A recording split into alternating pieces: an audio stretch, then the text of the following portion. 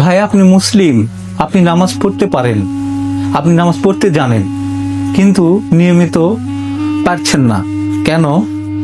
কারণ আপনার সমস্যা ইমানে না, সমস্যা আপনার মনে জমে থাকা চাপ আর অভ্যাস। আপনি নামাজ পড়বেন ঠিকই, ভাবেন আজ না কাল থেকে পড়ব।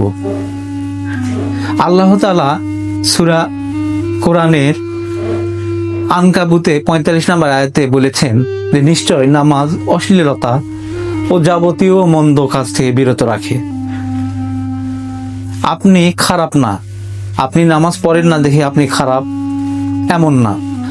আপনি শুধু মুখেই বলেন নামাজ পড়া আমার দায়িত্ব, নামাজ ফরজ, নামাজ আমাকে পড়তেই হবে, কিন্তু আপনি নামাজকে ভালোবাসেননি, আপনি নামাজকে অভ্যাসে পরিণত করেননি।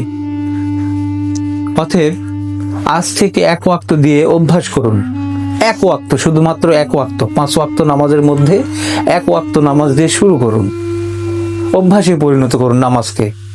আপনি আল্লাহর দিকে এক কদম আসবেন, আল্লাহ তাআলা আপনার দিকে 10 কদম এগিয়ে যাবেন।